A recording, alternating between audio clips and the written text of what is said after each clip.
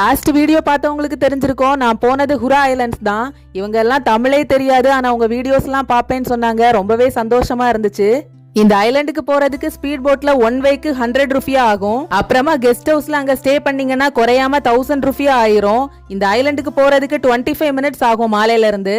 இந்த தீவுகளோட தெருக்களை சுத்தி பாக்குற நேரம் ஒரு தமிழ் டீச்சரோட டியூஷன் சென்டர் பார்த்தேன். இங்க மாலத்தீவுல எந்த தீவுக்கு போனாலும் ஒரு தமிழ் டீச்சர் அல்ல மலையாளி டீச்சரை கண்டிப்பா பார்க்கலாம்.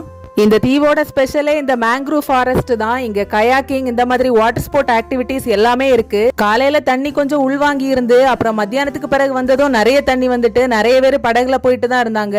இதுல 1 hour நீங்க டிராவல் பண்ணணும்னா உங்களுக்கு 100 ரூபியா ஆகும். உங்க அப்படியே மேங்க்ரூவ் ஃபாரஸ்ட சுத்தி சுத்தி வரலாம். மற்ற தீவுகளை கம்பேர் பண்ற நேரம் ரொம்பவே படிச்ச தீவு. அது மட்டும் இல்ல, லாஸ்டா அந்த சுல்தான் சாண்ட தீவும் இதுதான். அப்புறம் இந்த கடலை பத்தி சொல்லியே ஆகணும், உங்களுக்கு வெளியே வர தோணாது, அந்த மாதிரி இருக்கும். நீங்களும் ஒரு ஃப்ரைடே போய் ட்ரை பண்ணி பாருங்க.